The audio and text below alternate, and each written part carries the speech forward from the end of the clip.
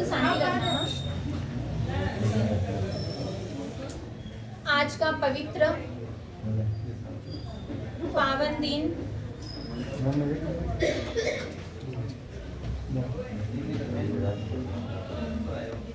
आज के दिन जगह जगह पर विश्व के जिस नगर के अंदर जहां जहां गुरु भगवंतों का 4 महीने के लिए चातुर्मास के लिए जो जो गुरु भगवंत जिस जिस जगह पर स्थिर रहे हुए थे, आज से सभी गुरु भगवंत क्या करेंगे?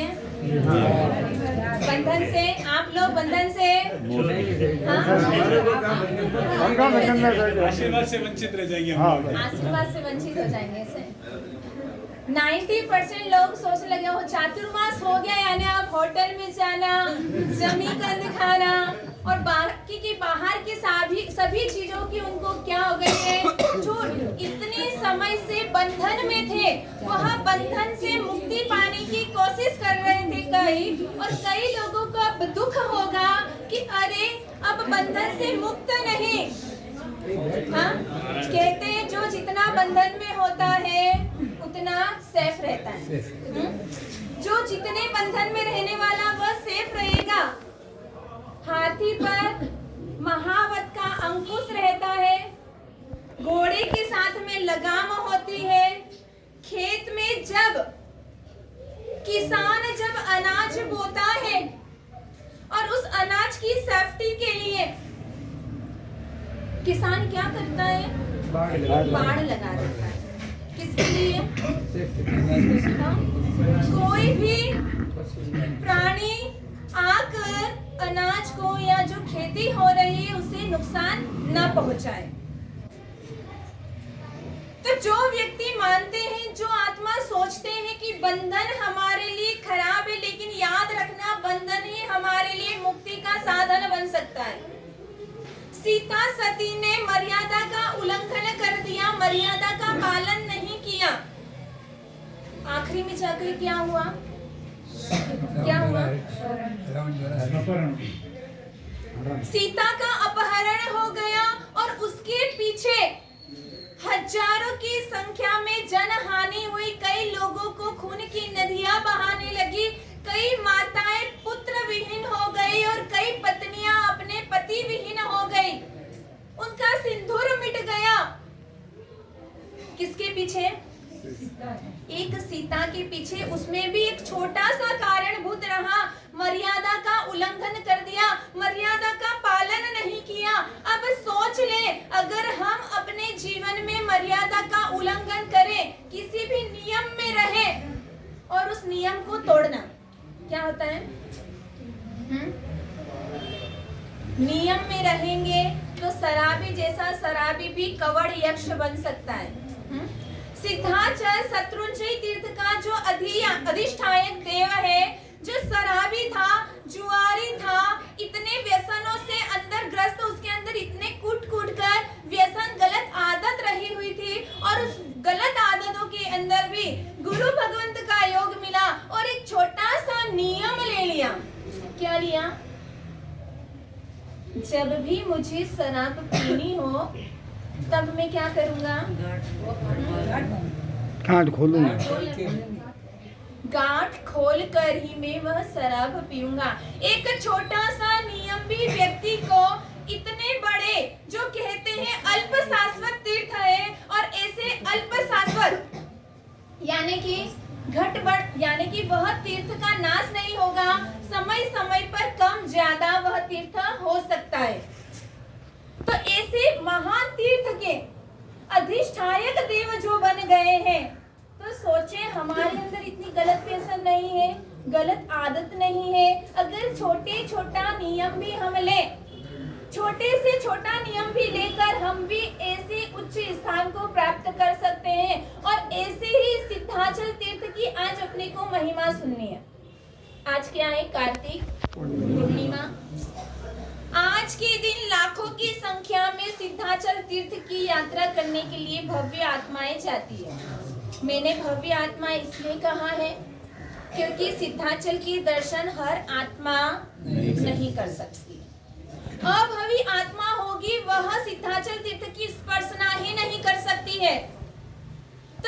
भव्य आत्माएं ऐसे सिद्धाचल तीर्थ पर जाकर अपने द्वारा किए गए पापों का प्रायश्चित करते हैं। आज का दिन कार्तिक पूर्णिमा के दिन द्राविड़ और वारी खिल्ला, मैंने अभी उस टाइम बताया था शत्रुंजय की अपन जब खमासने और चैत्यवंदन कर रहे थे कि आज के दिन द्राविड़ और वारी खिल्ला 10 करोड़ मुनियों के साथ में अंतर्मूर्त के समय में रहकर वह मोक्ष में गए। कितने के साथ में? 10 करोड़। अब वह मोक्ष में कैसे गए? तो द्राविड़ और वारी खिल का हम परिचय जान लेते हैं, क्योंकि जब तक हमें किसी के प्रति परिचय नहीं होगा तब तक हमें भक्ति भाव नहीं आ सकता है। इसीलिए द्राविड़ और वारी खिल्ल की हम बात लेंगे।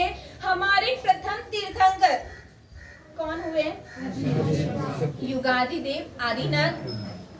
इसे आदिनाथ प्रभु के जो पुत्र हुए, कितने पुत्र थे? 100 पुत्र, और 100 पुत्रों में से एक पुत्र का नाम था द्रविड़। क्या नाम था? द्रविड़। भगवान आदिनाथ ने जब संयम लिया तब सभी पुत्रों को अब उनकी योग्यता के अनुसार राज्य दे दिया। और उस वक्त द्रविड़ के मन में भी, द्रविड़ को भी द्राविड़ देश का राज्य, द्रविड़ देश का राज्य ऐसे द्रविड़ राजा को दिया। उस द्रविड़ देश के नाम से ही वह फेमस हुआ, वह राजा। समय आने पर वैराग्य तो था ही मन में, क्योंकि आदिनाथ प्रभु के कहते हैं पुण्यशाली के घर पर ही पुण्यशाली आत्माओं का जन्म होता है। हर किसी के घर पर सूर्य का उदय नहीं हो सकता है। हर किसी के घर पे सूर्य समान पुत्र जन्म नहीं ले सकता है। हर किसी के घर में सिंह की तरह सुरवीर व्यक्ति का जन्म नहीं हो सकता है। द्रविड़ राजा के यहाँ पर द्रविड़ राजा के दो पुत्रों का जन्म हुआ। एक का नाम रखा गया द्राविड़ और एक का नाम वारी खिल्ला। समय आने पर द्रविड़ राजा ने अपने दोनों पुत्रों को राज्य दिया। द्रविड़ देश का राजा द्राविड़ को बनाया और ऐसे 100 नगरों का राजा वारी खिल्ला को बनाया। पिता ने संयम ले लिया। परमात्मा आदिनाथ भगवान के पास में जाकर उनके संयम पद पर जिस जगह पर जिस साधना को परमात्मा आदिनाथ ने करी, वही साधना आराधना द्रविड़ राजा ने की। द्रविड़ राजा अब राजर्षि बन गए और ऐसे राजर्षि अपने तप और त्याग के कारण अनंत कर्मों का भुक्का बोलाकर ऐसे मोक्ष गति में चले गए। अब इधर द्राविड़ और जो वारी खिल्ला था अपने अपने राज्य का संचालन कर रहे हैं। कहते हैं कई बार सभी के पुण्य एक सरीखे नहीं होते हैं। एक ही माता की कुक्षी से 4 पुत्रों का जन्म होता है, लेकिन सभी के भाग्य जो होते हैं वह सभी के बराबर एक जैसे नहीं चलते हैं।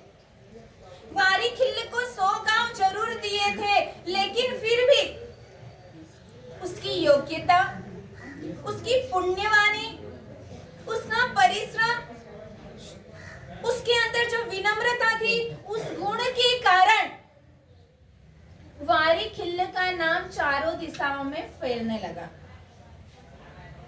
और जब किसी का नाम जब ज्यादा चलता है, संघ में ले लो, समाज में ले लो, कहीं पर भी, घर में भी ले लो, अगर किसी पुत्र का नाम अच्छा चल रहा हो, घर में भी उसका आदर सम्मान होता हो, घर के बाहर जब जाए तब भी उसकी प्रतिष्ठा उतनी ही हो, तो घर का व्यक्ति हो या समाज का व्यक्ति हो, उसके अंदर क्या भाव होते हैं? कौन से भाव आ जाते हैं? ईर्ष्या भाव, द्वेष भाव आ जाता है। उस वक्त यह नहीं देखते हैं कि उसकी पुण्यवाणी इतनी जबरदस्त है, मुझे भी पुण्य उपार्जन कर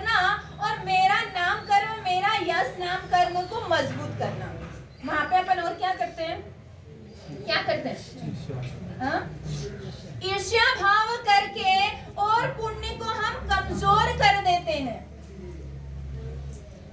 यहाँ पर द्राविड़ भी वारी खिल्ल की जो प्रशंसा, यश, कीर्ति जो फैल रही है उससे सहा नहीं जा रहा है। वह सोच रहा है मैं बड़ा हूँ, वारी खिल्ल छोटा है, फिर भी जगह जगह लोगों के मुख पर अगर बात आती है तो वारी खिल्ल की आ रही है। और उसी वक्त से द्राविड़ राजा ने वारी खिल्ल के प्रति निंदा कुकथा करना चालू कर दिया। जगह जगह जाकर उसकी अपकीर्ति फैलाने लगा, उसकी गलत बातें फैलाने लगा। और यह बात वारी खिल्ल को मालूम पड़ गई कि मेरा भाई मेरे प्रति षड्यंत्र रच रहा है, मेरा राज्य लेने की कोशिश कर रहा है, बिना कारण मेरा अपयश फैला रहा है, अपकीर्ति फैला रहा है। और गुस्से में आकर वारी खिल्ल ने क्या कर लिया? 10 करोड़ सेना को इकट्ठा करके, कितनी सेना? 10 करोड़। बेंगलोर की जनसंख्या क्या है? कितनी है? 1 करोड़ होगी। 1 करोड़ की संख्या आपकी बेंगलोर की है। किस व्यक्ति ने पूरा बेंगलोर देख रखा है? बेंगलोर का एक एरिया देख रखा है? नहीं देख रखा। 1 करोड़ की संख्या है, लेकिन फिर भी हमने अपनी लाइफ में अभी तक 1 करोड़ की संख्या में रहा हुआ, बसा हुआ इस बेंगलोर नगर को नहीं देखा। अब सोचिए कि ऐसे वारी खिल्ल ने 10 करोड़ के सैनिक, 10 करोड़ सैनिकों को किसे इकट्ठा किया होगा? हाँ? और इकट्ठा करने के बाद में उसने सोच लिया अब मुझे द्राविड़ का राज्य, द्रविड़ देश का राजा मुझे बनना है। विचार कर लिया। यह सूचना द्राविड़ राजा को पहुंची। द्राविड़ राजा ने भी 10 करोड़ सैनिकों को तैनात कर दिया। दोनों तरफ कितने सैनिक? 10 करोड़ द्राविड़ के घर और 10 करोड़ वारी खिल्ल। अब सोचो युद्ध का मैदान कितना बड़ा होगा? हाँ? बेंगलोर से 10 गुना नहीं, उससे भी ज्यादा होगा। पूरा कर्नाटक, पूरा कर्नाटक। अब सोचो इस पूरे कर्नाटक क्षेत्र में जो युद्ध चल रहा है, 5 मिनट का समय है, कोई बीच में से उठकर न जाए। 5 मिनट। कोई भी जाए तो शांति से जाना। हाँ, उठ जाओ। और ऐसे 10-10 करोड़ की सेना वहां पर द्राविड़ वारी खिल्ल की सेना लड़ाई कर रहे हैं। जैसे ही द्राविड़ को मालूम पड़ा दोनों तरफ छावनियां लगी हुई है, द्राविड़ को लगा कि पहले प्रहार मैं करता हूं तो जो प्रथम प्रहार करता उसकी ही क्या होती है? विजयी होती है। जैसे ही द्राविड़ राजा का यह प्लान हुआ, वारी खिल्ल के जो गुप्तचर थे उन्होंने उन्हें वारी खिल्ल को समाचार दे दिया। और उसी वक्त दोनों के बीच में युद्ध हुआ। युद्ध चलते चलते दोनों राजाओं के जो महामंत्री थे उनका विचार नहीं था कि यह इतना भयानक घमसान युद्ध हो, क्योंकि मालूम है युद्ध हुआ तो उसमें कितने ही जीवों की हिंसा होगी, कितने ही मौत की शरण को प्राप्त करेंगे। इसलिए दोनों ने पहले तो समझाया, लेकिन दोनों में से एक भी मानने वाला नहीं। युद्ध छिड़ा।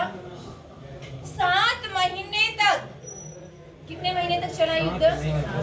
7 महीने तक कंटिन्यू वह युद्ध छिड़ा। और इस युद्ध के अंदर 7 महीने तक भी इसलिए छिड़ा क्योंकि वर्षावस चातुर्मास लग गया। और चातुर्मास के समय में अच्छे महारथी भी ऐसे पाप का काम नहीं करते। उन्हें भी यह समझ होती कि वर्षावास चातुर्मास स्टार्ट हो गया है, शुरुआत हो गई है, अब हमें ऐसा घोर पाप नहीं करना है। इसलिए 7 महीने के बाद में युद्ध का विराम हो गया। और उस 7 महीने के युद्ध के अंदर द्राविड़ और वारी खिल्ल की सेना में से 5 करोड़ द्राविड़ और 5 करोड़ वारी खिल्ल की सेनाएं अब दोनों तरफ 5-5 करोड़ ही बचे। सोचिए 10 करोड़ सेना का कच्चर घाण हो गया। 10 करोड़ का परिवार छिन्न भिन्न हो गया। एक दिन द्राविड़ राजा का महामंत्री आया और द्राविड़ राजा को कहने लगे कि यहाँ के पास में तपोवन में एक सुवल्गु नामक तापस रहते। महामंत्री ने क्यों कहा था? कहते हैं राजा लोग महात्माओं से ही समझते हैं। किससे समझते हैं? राजाओं को हर कोई व्यक्ति नहीं समझा सकते। राजा, वाजा और वाद्रा, इन तीनों का कोई भरोसा नहीं होता। उन्हें समझाना बहुत मुश्किल होता है। राजाओं के कान बहुत कमजोर होते हैं। इसने कुछ कहा, सुन लिया और वही वो लागू कर लेता है। यहाँ पर जैसे ही महामंत्री ने कहा कि यह बाजू के तपोवन में सुवल्गु नामक तापस रहते हैं, अपन चलते हैं, वर्षावास का समय है, अपन ने इतना पाप किया है, 5-5 करोड़ सैनिक मृत्यु की घाट चले गए, तो अपने द्वारा जो पाप किया है उसका थोड़ा सा अपन क्या कर लेते हैं?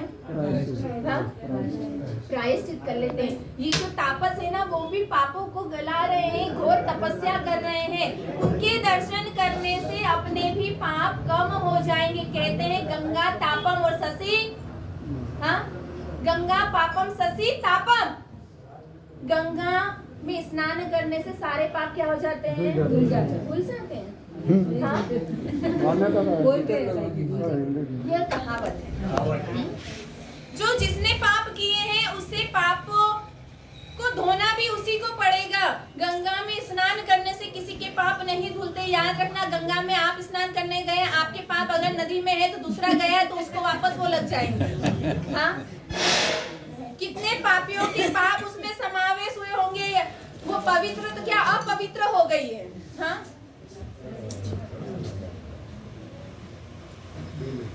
जैसे ही मंत्री ने कहा, द्राविड़ राजा के मन में विचार आया कि ठीक है, ऐसे भी अभी युद्ध नहीं चल रहा है, अपन तापस की दर्शन वंदन करके आते हैं। महामंत्री के साथ में द्राविड़ राजा और उनके जो थोड़े बहुत सैनिक थे, सभी तपोवन के अंदर तापस को मिलने के लिए गए, दर्शन किए, आसन ग्रहण किया और उसी वक्त सुवल्गु नामक तापस कहने लगे कि दया ही धर्म का मूल है। क्योंकि तापस को भी मालूम था कि इतने समय से घमासान युद्ध चल रहा है, अब उस युद्ध पर विराम कैसे लगाना है, इसलिए उन्होंने सबसे पहले धर्म की शुरुआत ही बता दी। जीवों का संहार हो रहा है कि दया ही धर्म का मूल है। आज तक आपने इतना युद्ध किया लेकिन अभी तक पाया नहीं, युद्ध पर विराम लगा नहीं है, किसी की विजय नहीं हुई है, और कितने जीवों को तुम्हें मारना है। किसने कहा यह? तापस ने कहा यह। और उसी वक्त द्राविड़ राजा भी कहने लगा कि अरे युद्ध तो भरत बाहुबली ने भी किया था, हमारे पिताओं ने भी किया था, तो हम करें तो क्या बात है। सही बात है ना? घरों पे अपने लड़ाई हो जाती, झगड़ा हो जाता तो क्या कहते हैं, अरे बड़े बड़े राजा महाराजा और महापुरुषों के घर पर भी यह चीजें हुई थी, तो हम करें तो क्या हो गया। हाँ, उन्होंने भी इतने पाप किए थे तो हम भी कर लेते हैं। और उसी वक्त सुवल्गु तापस ने कहा कि आप अपनी बातों के अंदर आपके पिता और पितामह को न लेकर आए। पिता कौन थे? द्रविड़ राजा, भरत बाहुबली, सभी पिता तुल्य थे, और साथ में पितामह यानी दादा आदिश्वर। इसे पितामह और इनको बीच में मत लाए, क्योंकि भरत चक्रवर्ती तो आरिसा भवन में उनकी बराबरी तुम नहीं कर सकते हो। क्या कहा उन्होंने? उनकी बराबरी तुम नहीं कर सकते हो। भरत महाराजा ने आरिसा भवन में केवल ज्ञान प्राप्त किया, बाहुबली ने युद्ध भूमि पर केवल ज्ञान प्राप्त कर लिया। क्या तुम ऐसा काम कर सकते हो? उन्होंने इसी भव में मुक्ति पा ली, ऐसी जगह पर भी खड़े होकर साधना करके केवल ज्ञान पा लिया। आपके अंदर इतनी शक्ति है जो आप उनकी बराबरी कर रहे हैं। उनका नाम आप खराब कर रहे हैं। उन्होंने तो स्वेच्छा से राज्य त्याग करके उस पद पर चले गए और इस राज्य के लिए तुम दोनों भाई लड़ाई कर रहे हो। उनके कुल को, उनके वंश को तुम दाग लगा रहे हो, धब्बा लगा रहे हो। जैसे यह कहा और द्राविड़ राजा के मन में क्या हुआ? आंखों में से पानी झरने लगा। पश्चाताप के आंसू से वह रो रहा है। सोच रहा है मैंने क्या कर दिया है, मुझे तुरंत वारी खिल्ल की छावनी में जाना चाहिए, वारी खिल्ल से क्षमा याचना मांगनी चाहिए, क्योंकि युद्ध का कारण भी क्या है? युद्ध का कारण भूत ही मैं हूँ। अगर मैं ईर्ष्या नहीं करता, उसकी निंदा न करता, तो वारी खिल्ल युद्ध के लिए नहीं आता। तो वहीं पर द्राविड़ राजा ने कहा कि मुझे आपकी दीक्षा दे दीजिए, मुझे अब दीक्षा ही लेनी है, तापस धर्म अंगीकार करना है, मुझे राज्य से कोई लेना देना नहीं। ये बातें अगर मैं आपको समझा दूं, कितने लोग घर छोड़ने के लिए तैयार हो जाएंगे? ये घर छोड़ के चले जाएंगे। ये घर नहीं, ये तो छोड़ के जाना है आपको। ये रमेश भाई का घर है। हाँ, यहाँ पे आपको कितने समय तक, 1 दिन 2 दिन रह सकते हो, उसके बाद तो छोड़कर जाना ही है। हाँ, अरे इस घर को क्या, आपके जो परमानेंट घर है उस घर को भी छोड़ के जाना है एक दिन। आधे घंटे में आप भले नहीं जाओगे, लेकिन एंड में परिवार वाले आपको छोड़ेंगे। हाँ, आपको वहाँ पर रखने वाले नहीं। तुरंत जैसे ही कहा कि मैं अभी वारी खिल्ल से क्षमा याचना करके आता हूँ और फिर आपके पास में आकर तापस दीक्षा अंगीकार करूंगा, तुरंत वहीं से दौड़ते हुए द्राविड़ राजा वारी खिल्ल की छावनी में गए। सभी सैनिक खड़े हो गए, सोचने लगे ये क्या हो गया, आंखों में आंसू है, न शस्त्र हाथ में है, न मुकुट है। और ऐसे ही द्राविड़ राजा दौड़ते हुए वारी खिल्ल की छावनी में जा रहे हैं। वारी खिल्ल को सूचना मिली, वह भी अपनी छावनी से बाहर आए, दोनों का मन मिला और वारी खिल्ल राजा द्राविड़ राजा के चरणों को छूकर और अपने आंखों से उनके पैरों का प्रक्षालन करने लगे। तुरंत दोनों भाई, दोनों अपने हाथों से वारी खिल्ल को उठाया, दोनों गले लगे और एक दूसरों से क्षमा याचना करने लगे। वारी खिल्ल कहने लगा, हे पिता तुल्य भ्राता, यह राज्य मुझे नहीं चाहिए, यह राज्य आप रखिए। और द्राविड़ राजा कह रहे हैं कि नहीं, यह राज्य मेरा राज्य भी अब तुझे ही चलाना है, मुझे तो क्षमा कर दे, बस मैं क्षमा मांगने के लिए तेरे पास आया हूँ, मैं तो अभी ही तापस दीक्षा लेने वाला हूँ। और उसी वक्त वारी खिल्ल ने क्या कहा, कोई बात नहीं, तेरा राज्य मुझे दे दे, मैं राज्य अच्छा चलाऊंगा। हाँ, क्या कहा, कोई दीक्षा ले रहा हो और उस वक्त कई लोगों के मन में विचार आता है इतनी प्रॉपर्टी है, हाँ अब ये करेगा तो क्या करेगा, इससे अच्छा हमको देकर और फिर तू जा। हाँ, कई लोगों के मन में यह विचार आ जाता है। वहां पर वारी खिल्ल ने कहा, नहीं भाई, जहाँ तुम जाओगे, क्योंकि राजेश्वरी नरकेश्वरी होता है, राज्य ही दुर्गति में ले जाने वाला है, इसलिए मुझे भी राज्य नहीं चाहिए। आपके साथ में मैं भी तापस दीक्षा लेने के लिए तैयार हूँ, जहाँ आप वहीं पर मैं। और तुरंत दोनों भाइयों ने अपने पुत्रों को, राजकुमारों को बुलाया, वहीं पर राज्याभिषेक किया, राजा के पद पर बिठाया और अपने जितने भी सैनिक थे, दोनों पक्ष में 5-5 करोड़ सैनिक थे, उन लोगों को कहा जिस तरह से आप अपने राजाओं के लिए वफादार रहे, उसी तरह से यह आने वाले राजा हैं, उन्हें भी आप हमेशा हमेशा के लिए वफादार रहना। तुरंत 10 करोड़ 5-5 करोड़ दोनों के सैनिकों ने कहा कि हम भी आपके साथ में ही, क्या कहा, हम भी आपके साथ में ही दीक्षा लेने के लिए तैयार है। चलो, द्राविड़ राजा को तो तापस की बातें को सुनकर वैराग्य हुआ, पर सैनिकों ने तो कुछ सुना नहीं था।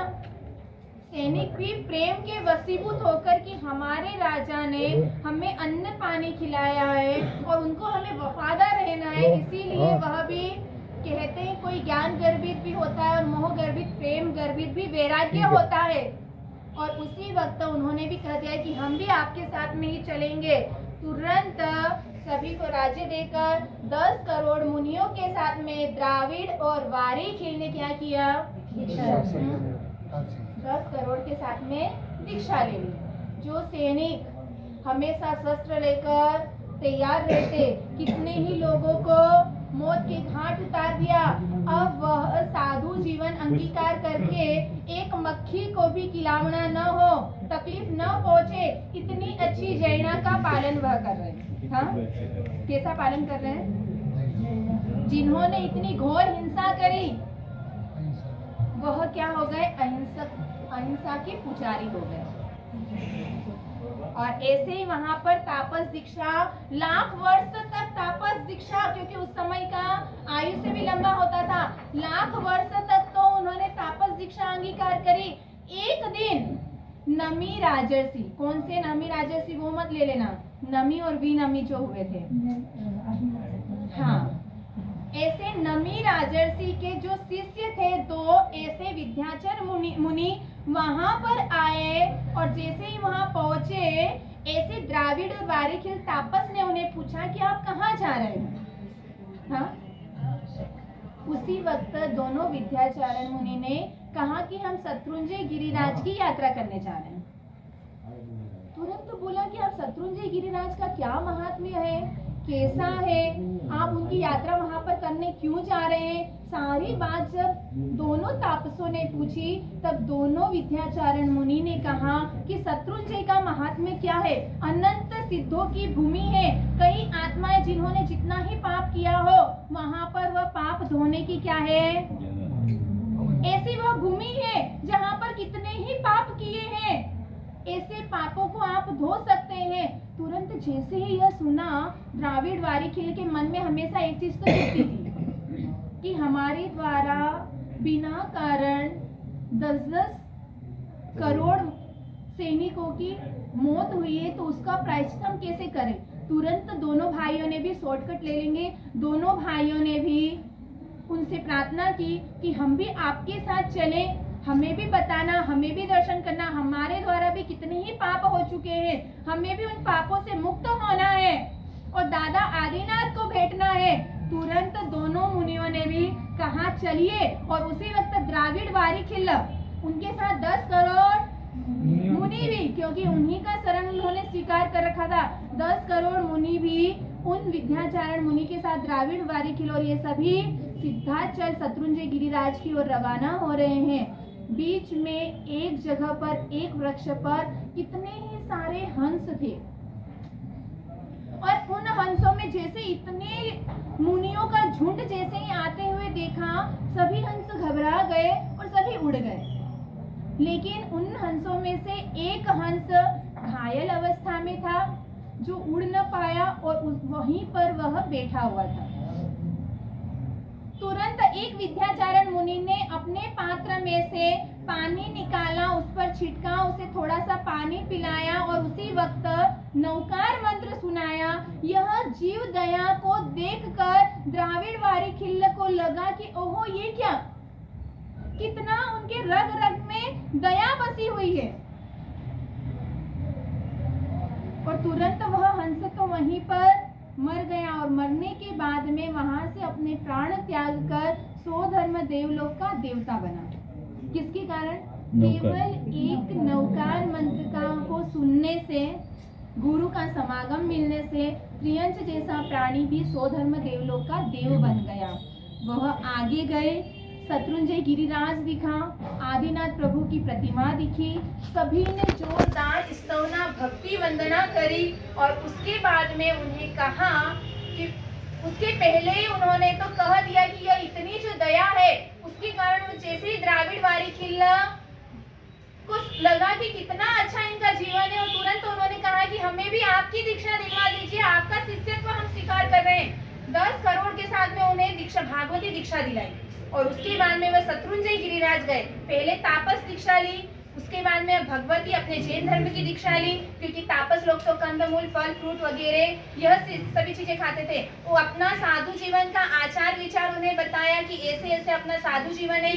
भगवती दीक्षा दी, शत्रुंजय गिरिराज की यात्रा करवाई, और उसके बाद में दोनों विद्याचरण मुनियों ने कहा कि आप अपने शिष्यों यानी 10 करोड़ मुनियों के साथ में शत्रुंजय गिरिराज पर रहकर आदिनाथ भगवान को भेंटे, यहीं पर साधना करें। आपके द्वारा किए गए पापों का प्रायश्चित शत्रुंजय गिरिराज पर ही होगा और इसी के माध्यम से आप मुक्ति पद को पाएंगे। तुरंत तहती करा गुरु की आज्ञा को और दोनों विद्याचारण मुनि तो आकाश मार्ग से होकर अपने यथा स्थान पहुंचे। और ऐसा आज का वह शुभ अवसर, वह शुभ दिन, कार्तिक सुदी पूर्णिमा के दिन, ऐसे 10 करोड़ मुनियों के साथ में द्राविड़ वारी खिलने 1 महीने का जो अनशन किया था, उस अनशन में ही कार्तिक सुदी पूर्णिमा के दिन ऐसे शाश्वत सुख के भोक्ता बन गए। बोलो द्राविड़ वारी खिल और 10 करोड़ मुनियों की जय। हमें कहते हैं उस समय पे 10 करोड़ मुनियों ने एक साथ दीक्षा ली। आज जब 5-25 दीक्षा लेते हैं ना, तब कैसे हो जाते हैं, अपने भाव कैसे हो जाते हैं, हाँ? अपने भाव चेंज हो जाते। ओहो 25, 50, 75, 100 दीक्षा हो रही है। 10 करोड़ मुनियों के लिए कितनी व्यवस्था करनी पड़ी होगी वहाँ पे। गोचरी की व्यवस्था अरे तपस्वी थे सब, हाँ? त्यागी और तपस्वी, सबसे पहले गोचरी की चिंता होती है, हाँ? इतने करोड़ साथी हाँ? तो वो भी देखना। सभी त्यागी और तपस्वी थे, घोर साधना आराधना करने वाले थे। इतने ने दीक्षा ली और सभी साथ में मोक्ष में गए। चलो दीक्षा तो सभी साथ में ले लेंगे। अभी आज के समय तो मुश्किल है। आजकल कई आत्माएं बोलते हैं महाराज जी इतनी दीक्षा लेते, पहले तो इतनी दीक्षा नहीं लेते। ये जीता जागता उदाहरण आपके लिए। 10 करोड़ के साथ में दीक्षा ली और 10 करोड़ एक साथ मुक्ति पद को उन्होंने पाया। जैसे ही मालूम पड़ा अंतर मुहूर्त में, एक साथ में इतना नहीं, अंतर मुहूर्त के अंदर इतने 10 करोड़ मुनि मोक्ष सुख के भोक्ता बने। जैसे इधर जो हंस था, क्या हुआ हंस का, वह स्वधर्म देवलोक का देव बने। उसने अपने अवधि ज्ञान से देखा कि द्राविड़ मुनि, वारी खिल्ल मुनि और 10 करोड़ मुनि जो सैनिक थे, सभी तापस दीक्षा से जिन्होंने भागवती दीक्षा ली, ऐसे सभी 10 करोड़ मुनि भी केवल ज्ञान को प्राप्त करके मुक्ति पद को पाए हैं। इसलिए वह स्वधर्म देवलोक का जो देवता यहाँ शत्रुंजय गिरिराज पर आया और ऐसा सभी का निर्वाण महोत्सव उन्होंने मनाया। जिनका निर्वाण महोत्सव भी देवलोक के देवता आकर मनाते हैं, तो अपना भी निर्वाण उत्सव जल्दी से जल्दी आए। ऐसे ही हमें उन 10 करोड़ मुनि और द्राविड़ खिल से प्रार्थना करनी है, ऐसी सिद्ध आत्माओं से प्रार्थना करनी है। ऐसी